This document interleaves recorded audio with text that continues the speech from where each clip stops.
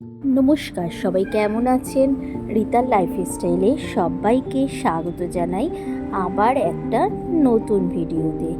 আজ হলো বুধবার। সকালবেলা উঠে শরীরটা একটু দেখলাম ভালো আছে। রাতে আবার জ্বর এসেছিল, আবার ওষুধ খেয়েছিলাম। খুব একটা ভালো নেই, সকালে তাও দেখছি ঠান্ডা ঠান্ডা লাগছে, তাই গায়ে একটা হালকা কিছু দিয়ে নিয়েছি। এখন প্রায় 8টা মতন বাজে। বর তো অফিস চলে গেল।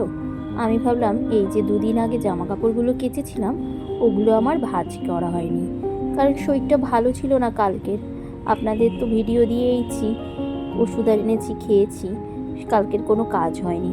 তাই আজ সকাল থেকেই কাজ শুরু করলাম, কারণ কালকের থেকে আবার ছেলের পরীক্ষা শুরু। একদমই সময় পাবো না, ওকে স্কুলে দিয়ে আসতে হবে, নিয়ে আসতে হবে, তারপরে সংসারের কাজ, বরের অফিসের খাবার বানানো, সবটা তো আমাকে একা হাতেই করতে হয়। তাই জন্য সকালবেলায় জামা কাপড়গুলো আগে ভাঁজ করে নিয়ে ঘর মুছে স্নান করে আসলাম। স্নান করে যে জামা কাপড়গুলো ধুয়ে এনেছিলাম সেগুলো আর ছাদে নিয়ে গেলাম না, অল্প কটাই ধুয়েছি। শরীরটা তো ভালো না, তাই জন্য আর বেশি জামা কাপড় ধুলাম না, ওই বারান্দাতেই মেলে দিলাম। আর এখন তো বেশ অনেকটাই রোদ উঠছে, বারান্দায় দিলেই দেখছি শুকিয়েই যাচ্ছে। যখন বেশি করে জামা কাপড় ধুচ্ছি তখন সেগুলো ছাদে নিয়ে দিয়ে আসবো। চলুন এবার ঠাকুর ঘরে যাই। এই দেখুন ছাদে চলে এসেছি। ছাদে এসেই প্রথম কাজ তো আমার ওদেরকে খেতে দেওয়া। দেখুন মুড়ি দিতে দেরি আছে, ওরা কিন্তু ঝটাপট করে খেয়ে নেয়। ওদেরকে প্রত্যেক দিন যদি কিছু না দিতে পারি মনটাও আমার ভালো লাগে না। আবার জানেন তো, সন্ধ্যাবেলা যখন ছেলে পুজো দিতে আসে সেই সন্ধ্যা পুজোর সময়ও ওদেরকে দেয়। এই দেখুন ওদের জন্য একটা মালসা রাখা আছে, ওতে জল থাকে, সেখানেও একটু করে জল দিয়ে দিই। জলটা সকালবেলা একবার আমার দেওর আসে ছাদে দিয়ে যায়, আবার কমে যায় আমি যখন বেলায় আসি তখন আমি আবার দিয়ে দিই। কাল থেকে তো ছেলের পরীক্ষা শুরু, কাল আবার বৃহস্পতিবার, অনেক বাসন হবে ঠাকুরের, তাই মাজা যাবে না, দেরি হয়ে যাবে স্কুলে দিতে যেতে। তাই জন্য আমি আজকেই ঠাকুরের খানিকটা বাসন মেজে পুজো দিয়ে নিলাম। এবার চলে আসলাম ঘরে। একদম দেখছি ভাল লাগছে না, তাই আগেই চালটা ভিজিয়ে নিলাম।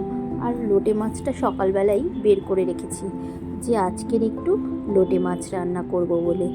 এই দেখুন ভাবছি একটু কিছু খাই, খেয়ে ওই যে ওষুধ দিয়েছে সেই ওষুধ তো 3বার খেতে হবে, তাই সকালবেলা আজকের চিয়া সিডটা তো খেয়েছি, আর এখন অবধি কিছু খাইনি। তাই ভাবলাম একটু দুধ খাই, খই দিয়ে, তাই একটুখানি দুধ খাচ্ছি। একদম অল্প একটু খই নিয়েছি। খইগুলো বেশ অনেক দিন ছিল বলে দেখছি কীরকম একটা হয়েও যাচ্ছে। আমি ভাবলাম খেয়েও নি, শরীরটাও ভালো লাগছে না, আর মুখে কিছু না একদম খেতে ইচ্ছে করছে না। তাই ভাবলাম এই দুধ আর খই খাই। ওই যে পাশে ছেলের জন্য দুধ আর কর্নফ্লেক্স দিয়েছি। ও তো যেই আমি ভিডিও করছি বলে আমার পাশে এসে বসছে না, বলছে তুমি ভিডিও করে নাও তারপরে আমি খাটের উঠবো। এবার ওষুধটা খেয়ে নিলাম, খইটা খেয়ে একটু বসে নিয়ে ওষুধটা খেয়ে নিলাম। তারপরে একটু 5-10 মিনিট বসি, শরীরটা ভালো লাগলে তারপরে রান্নাঘরে যাব।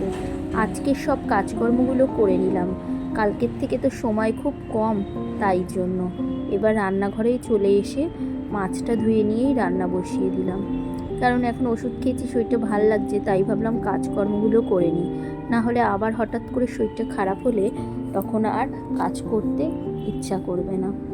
এই ঠান্ডা লেগেছে এত, মানে মাথা ধরে রয়েছে, গা হাত পা ব্যথা করছে, গলা ব্যথা করছে। আমরা যারা ঘরের গৃহবধূ তাদের শরীর খারাপ হলেও সমস্ত কাজ তো গুছিয়ে করতেই হবে, না হলে একার হাতে কে করে দেবে? বর তো সেই সকালবেলা বেরিয়ে যায়, রাতের বেলা আসে, আর এই কাজকর্মগুলো তো পড়েই থাকবে। এমনি কালকের সারাদিন আমার বিশেষ কোনো কাজ হয়নি। আজকে যদি সব কাজকর্ম না করি, কাল থেকে আবার ছেলের পরীক্ষা শুরু, আমাকে তো দিয়ে আসতে হবে, নিয়ে আসতে হবে, সব কাজ করতে হবে। পেঁয়াজ রসুনটা ভেজে নিয়ে আদা লঙ্কা টমেটো তার মধ্যে লোটে মাছগুলোকে দিয়ে দিলাম। এদিকে দেখছি ভাতটাও হয়ে গেছে।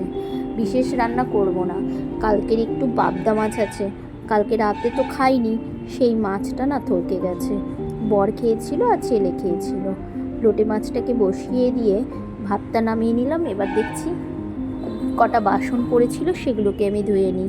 আমি এক হাতেই একদিকে রান্না বসাই আর একদিকে অন্য কাজ করতে থাকি, তাহলে সময়টাও কম লাগে, আর হলো গিয়ে কাজটাও আমার তাড়াতাড়ি হয়ে যায়। দেখি লোটে মাছ হতে এমনিই তো অনেকক্ষণ সময় লাগে, সেই জন্য লোটে মাছ আমি বসিয়ে দিয়েই এই কাজগুলো করে নিচ্ছি। এই দিকে দেখুন লোটে মাছও হয়ে গেছে। ধনেপাতা দিয়ে লোটে মাছটাকে নামিয়ে দেব। লোটে মাছ খেতে আমার ভালো লাগে, কিন্তু আজকের দেখছি মুখে কোনো স্বাদ নেই, জানি না কি খেতে পারবো আজকে। যাই হোক, এই দেখুন ভাতেও দুটো উচ্ছে সেদ্ধ দিয়েছি। উচ্ছে দুটো দেখলাম পড়েছিল, তা আমি ভাবলাম ভাতের মধ্যে দিয়ে দিই। এই যে লোটে মাছের কাঁটাগুলোকে বের করে দিয়েছি। এগুলো খাওয়ার সময় মুখে পড়লে খুব বাজে লাগে, তাই জন্য আমি যখন মাছটা নাড়াচাড়া করছিলাম লোটে মাছের কাঁটাগুলোকে বের করে দিলাম। লোটে মাছটা নামিয়ে নিয়ে এখন ডিমের মামলেট করছি। একটুখানি ছেলের জন্য ডিমের ঝোল বানাবো, তো মাছ খায় না। আজকে খুব বেশি রান্নাবান্না করব না। আমাদের লোটে মাছ করে নিয়েছি, কালকের একটু পাবদা মাছ আছে, সেটাকে আমি বের করে নিয়েছি। আর এই যে ডিমের মামলেট করছি, ছেলেকে এটাতেই সয়াবিন আলু দিয়ে ডিমের মামলেটে মিশিয়ে ঝোল করে দেবো। ও তাহলে খেয়ে নেবে। ও তো মাছ মাংস খায় না, কিন্তু খুব একটা যে বেশি খাওয়া নিয়ে ঝামেলা করে তা নয়। ও যেগুলো খায় সেগুলোর মধ্যে কিছু করে দিলেই ও খেয়ে নেবে। আমি এর মধ্যে সয়াবিন আলু দিয়ে ঝোল করে দেবো, ও খেয়ে নেবে। সয়াবিন খাওয়া তো ভালো, তাই আমি ওকে প্রায় দিনই সয়াবিনটা দিই। পনির, সয়াবিন এগুলো ও প্রত্যেক দিনই বলতে গেলে খায়। এই যে ডিমটা মামলেটটা করে নিয়েছি, এখন ওকে খেতে দিয়ে দিই চলুন। আর এদিকে ওই যে পাবদা মাছ ছিল বললাম, সেটাকেও বের করে একটু গরম করে নিয়েছি। এখন মা আর ছেলে খেয়ে নেব। শরীরটা এত খারাপ লাগছে, খেয়ে দিয়ে একটু রেস্ট করব। চলুন আজকের তালে বেশি ভিডিওটা আর বড় করব না, শরীরটা তো ভালো নেই। আর বিশেষ কোনো কাজকর্ম আজকের করিনি, যেই কাজকর্মগুলো করেছি সেগুলোই আপনাদের সাথে শেয়ার করলাম।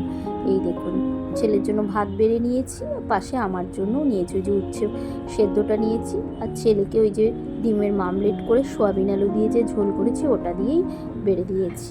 ওকে এখন মেখে দিতে হবে, না হলে ও খেতে পারবে না। কারণ ও এত বড় হয়ে গেছে, ওকে প্রত্যেক দিন যদি আমি না মেখে দিই তাহলে ও খেতে পারে না, বলবে তুমি আছো তো আমি মাখবো কেন।